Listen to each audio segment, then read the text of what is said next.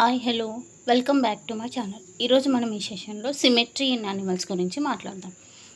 So symmetry అంటే ఏంటి అంటే it is the balanced distribution of paired body పార్ట్స్ని ఈక్వల్గా బ్యాలెన్సింగ్గా డిస్ట్రిబ్యూట్ చేయడాన్ని సిమెట్రీ అని అంటాం. So the animals which can be cut in to two equal పార్ట్స్ని మనం యాంటీమియర్స్ అని అంటాము. సో ఇలాంటి రెగ్యులర్ అరేంజ్మెంట్ ఆఫ్ ద బాడీని సిమెట్రీ అంటాం అనమాట. బాడీని కట్ చేసిన అనిమల్స్ యొక్క బాడీని కట్ చేసినప్పుడు టూ ఈక్వల్ పార్ట్స్ వస్తే దాన్ని సిమెట్రీ అని అంటాం. సో ఇక్కడ టూ ఈక్వల్ పార్ట్స్ అంటే మనం కొంచెం బాగా అర్థం చేసుకోవాలి. సో సైజ్ చూడడానికి సైజులో ఒకే విధంగా వస్తే దాన్ని సిమెట్రీ అనమన్నమాట.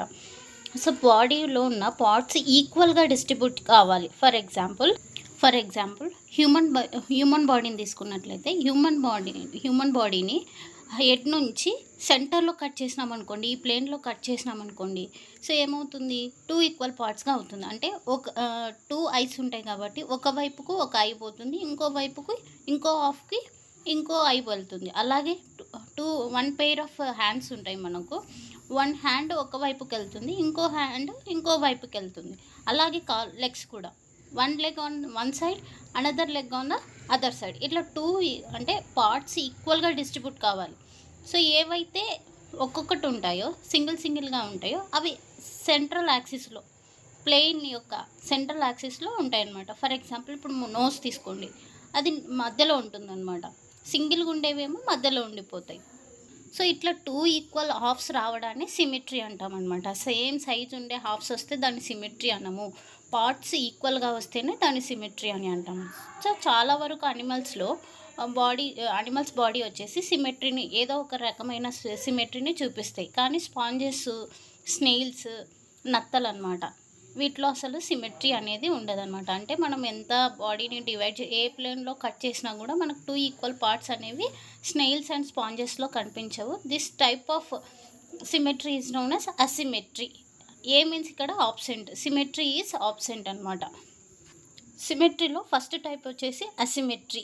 ఏ అనిమల్స్ని అయితే మనం టూ ఈక్వల్ పార్ట్స్ లాగా డివైడ్ చేయలేమో, కట్ చేయలేమో, అలాంటి అనిమల్స్ని అసిమెట్రిక్ అనిమల్స్ అని అంటాము.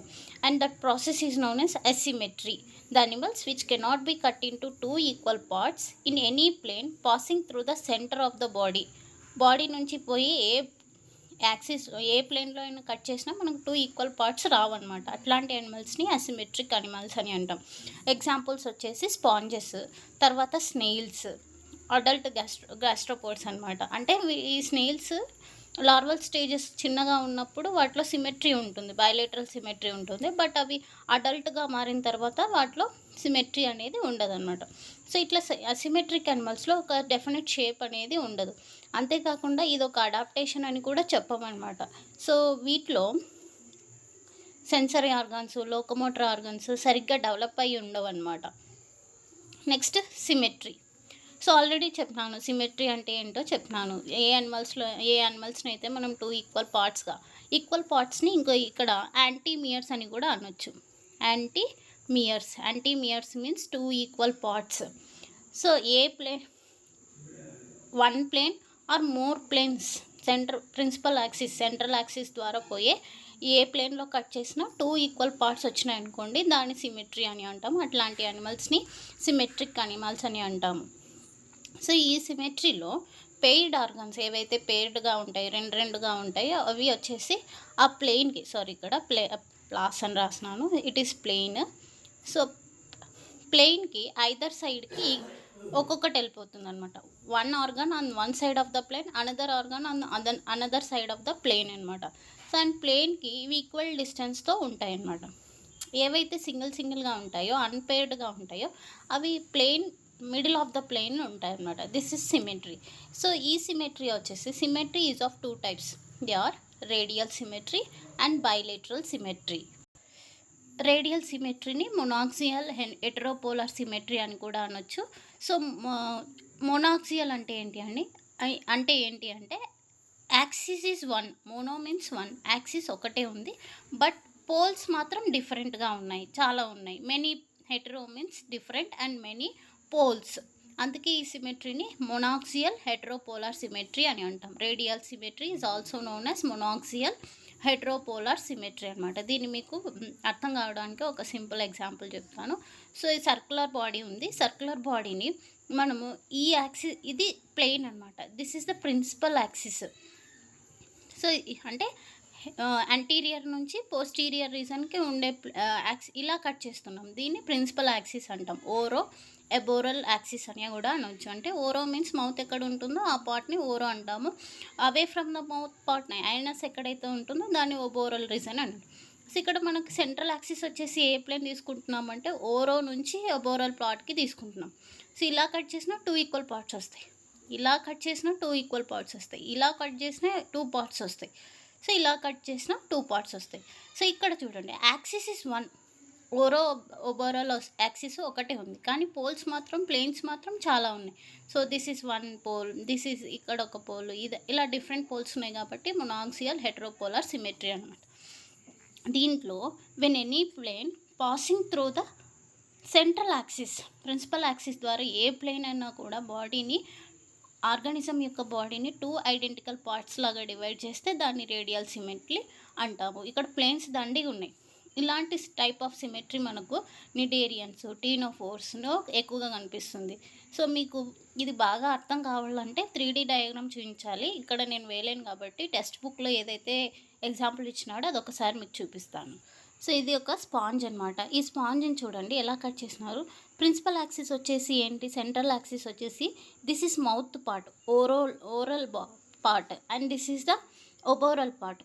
ఓరో అబోరల్ నుంచి కట్ చేస్తున్నాం, కానీ డిఫరెంట్ ప్లేన్స్లో కట్ చేస్తున్నాం.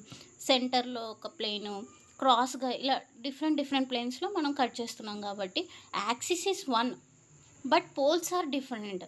ఇలా అంటే ఇక్కడ చూడండి, ఏ ప్లేన్లో కట్ చేసినా 2 ఈక్వల్ హాఫ్స్ వస్తున్నాయి. So this type of symmetry is known as radial symmetry. So all the diploblastic animals are radial symmetry. Already diploblastic animals అంటే ఏమిటో చెప్పినాను, అక్కడ ఎగ్జాంపుల్స్ కూడా ఇచ్చినాను. డిప్లోబ్లాస్టిక్ అనిమల్స్కి examples cnidarians and ctenophores. So diploblastic అనిమల్స్లో అన్నింటిలో కూడా రేడియల్ సిమెట్రీ మనకు కనిపిస్తుంది. అంతేకాకుండా రేడియల్ సిమెట్రీ అనిమల్స్ ఎలా ఉంటాయంటే చాలా సెసైల్ అనమాట, మూవ్ అవ్వలేవు. ఒకవేళ కదిలినా కూడా చాలా స్లోగా కదులుతాయి అనమాట. కొన్ని ఏమో ప్లాంట్స్కి అటాచ్ అయ్యి ఉంటాయి, ఇంకొన్ని ఏమో స్లగ్గిష్, నెగ్లిజబుల్, అంటే మూమెంట్ అనేది చాలా తక్కువ అనమాట. ఇంకొన్ని ఏమో ఏదైనా ఒక సబ్స్టేటమ్కి అటాచ్ అయ్యి ఉంటాయి. ఎగ్జాంపుల్ హైడ్రా చెప్పుకోవచ్చు. సో ఇవన్నీ కూడా వాటర్లో ఉంటాయి. వాటర్లో ఉండడం వల్ల వాటర్లో ఉంటాయి. అండ్ ఏ ప్లేన్లో కట్ చేసినా మనకు 2 ఈక్వల్ హాఫ్స్ వస్తున్నాయి. అంటే అన్ని పోల్స్లో ఈక్వల్ పార్ట్స్ అనేవి ఉన్నాయి. ఇక్కడ చూడండి, టెంటకల్స్ ఉన్నాయి, అన్ని వైపులో ఉన్నాయి. కాబట్టి ఏదైనా ప్రాబ్లం వచ్చినప్పుడు అవి ఏం చేస్తాయంటే, ఏదైనా స్టిములై వచ్చినప్పుడు దానికి అన్ని డైరెక్షన్లో ఇవేం చేస్తాయంటే రెస్పాండ్ అవుతాయి. ఇట్లాంటి రేడియల్ సిమెట్రీ ఉన్న వాళ్ళకి ఇది ఒక అడ్వాంటేజ్ అని చెప్పుకోవచ్చు అనమాట.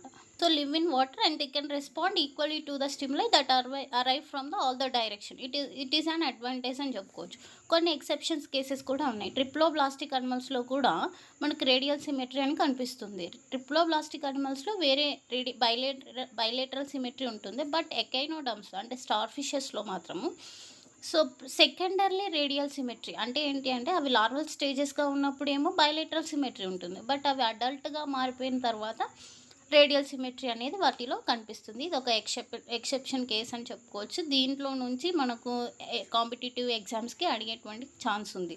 సో ఎగ్జాంపుల్ వచ్చేసి స్టార్ ఫిష్ అనమాట, సీ స్టార్ అని అంటాం. దీంట్లో మామూలుగా ఇది ఏం చూపిస్తుంది అంటే రేడియల్ సిమెట్రీ చూపిస్తుంది. లార్వల్ స్టేజ్లో ఉన్నప్పుడు బైలేటరల్ సిమెట్రీ చూపిస్తుంది. బట్ అడల్ట్గా మారిన తర్వాత రేడియల్ సిమెట్రీ చూపిస్తుంది అనమాట. అందుకే సెకండరీలీ రేడియల్ సిమెట్రీ అని అన్నారు. అయితే వీటికి 5 ప్లేన్స్ ఉంటాయన్నమాట. ఈ స్టార్ ఫిష్లో హౌ మెనీ ప్లేన్స్ కనిపిస్తాయంటే 5 ప్లేన్స్. అందుకని దీన్ని ఏమంటామంటే pentamerous radial symmetry, because it has 5 planes. So pent means 5 అనమాట. 5 ప్లేన్స్ ఉన్నాయి కాబట్టి పెంటామరస్ రేడియల్ సిమెట్రీ అని అంటాం. సో ఇక్కడ నేను డయాగ్రామ్ డ్రా చేసినాను. ఇంత వరస్ట్గా స్టార్ ఫిష్ అనేది ఉండదు, బాగుంటుంది. సో ఇక్కడ స్టార్ ఫిష్లో చూడండి పెంటామరస్. సో 5 యాంగిల్స్ మనకు కనిపిస్తున్నాయి కాబట్టి this is known as pentamerous radial symmetry. Next thing వచ్చేసి బైలేటరల్ సిమెట్రీ. సో మనకు రేడియల్ సిమెట్రీలో ఏ ప్లేన్ నుంచి అయినా పోవచ్చు, ఎన్ని ప్లేన్స్ అయినా ఉండొచ్చు. బట్ ఇక్కడ అలా కాదు. బైలేటరల్ సిమెట్రీలో ఒక ప్లేన్ మాత్రమే, అది కూడా సెంట్రల్ యాక్సిస్లో యాంటీరియర్ నుంచి పోస్టీరియర్ రీజన్కి వెళ్ళే సెంట్రల్ యాక్సిస్లో ఏదో ఒక ప్లేన్ మాత్రమే ఏం చేయగలుగుతుందంటే బాడీని 2 ఐడెంటికల్ పార్ట్స్ లాగా డివైడ్ చేయగలుగుతుంది. అట్లాంటి సిమెట్రీని ఏమంటాము? Bilateral symmetry. For example human బీయింగ్నే తీసుకోండి. మన స్టమక్ దగ్గర కట్ చేసినాం అనుకోండి, 2 ఈక్వల్ పార్ట్స్ రావు. ఎందుకంటే హెడ్, ఐస్, నోస్ అంతా ఒకవైపుకి వెళ్ళిపోతాయి. లెగ్స్ అంతా కూడా ఒకవైపుకి వచ్చాయి. దిస్ ఇస్ నాట్ సిమెట్రీ అనమాట. అలా కాకుండా హెడ్ నుంచి కాళ్ళ వైపుకు మనం సెంటర్లో కట్ చేసినాం అనుకోండి, ఈక్వల్ పార్ట్స్ వస్తాయి. ఒక్క ప్లేన్లో మాత్రమే ఈక్వల్ పార్ట్స్ వస్తున్నాయి. This is known as bilateral symmetry. ఇట్లాంటి బైలేటరల్ సిమెట్రీ మనకు కామన్గా ట్రిప్లోబ్లాస్టిక్ అనిమల్స్లో కనిపిస్తాయి. ఆల్రెడీ మీకు ట్రిప్లోప్లాస్టిక్ అనిమల్స్కి ఎగ్జాంపుల్స్ ఇచ్చినాను. ప్లాటీ, ఇక్కడ నెమటోడా నుంచి కార్డేట్స్ అంతా కూడా బైలేటరల్ సిమెట్రీని ట్రిప్లోబ్లాస్టిక్ అనిమల్స్ అంటాము. All the triploblastic animals have bilateral symmetry. Exception cases అనమాట. కొన్ని గ్యాస్ట్రోపోడ్స్ ఆల్రెడీ మీకు చెప్పినాను. స్నేయిల్స్, నత్తలు. గ్యాస్ట్రోపోడ్స్లో మామూలుగా అవి లార్వల్ స్టేజ్ చిన్నగా ఉన్నప్పుడు వాటిలో బైలేటరల్ సిమెట్రీ ఉంటుంది. బట్ అవి అడల్ట్ అయిన తర్వాత వాటిలో సిమెట్రీ అనేది ఉండదు అనమాట. స్నేల్స్లో సిమెట్రీ అనేది ఉండదు. సో ఈ బైలేటరల్ సిమెట్రీ అనిమల్స్లో sense organs, nerve cells, locomotor organs చాలా బాగా డెవలప్ అయి ఉంటాయి. అందుకనేసి ఇవి వేరే అనిమల్స్తో పోల్చుకుంటే ఫుడ్ని వెతుక్కోవడంలో, సీకింగ్ ఫుడ్, లొకేటింగ్ మేట్స్, పార్ట్నర్స్ని వెతుక్కోవడంలో, ప్రిడేటర్స్ నుంచి తమను తాము రక్షించుకోవడంలో చాలా ఎఫిషియెంట్గా ఉంటాయి, చాలా అప్డేటెడ్గా ఉంటాయి. ఎందుకంటే సెఫలైజేషన్ అంటే ఏంటి అంటే concentration of nerve cells and sensory cells. అంటే nerve cells, sensory cells body anterior పార్ట్లో, అంటే మౌత్ ఎక్కడం, హెడ్ రీజన్లో nerve cells, sensory cells form అవ్వడాన్ని సెఫలైజేషన్ అంటాం. ఈ సెఫలైజేషన్ ఉన్నటువంటి ఆర్గానిజమ్స్ ఎట్లాంటి ఎన్విరాన్మెంట్లో అయినా అవి చాలా ఎఫిషియెంట్గా, చాలా బాగా బతుకుతాయి అన్నమాట. Animals can sense the new environment into which they enter and respond more efficiently and quickly. ఎలాంటి ఎన్విరాన్మెంట్స్కైనా అవి అడాప్ట్ అవుతాయి అన్నమాట. This is about the symmetry in the animals. Thank you for watching my video.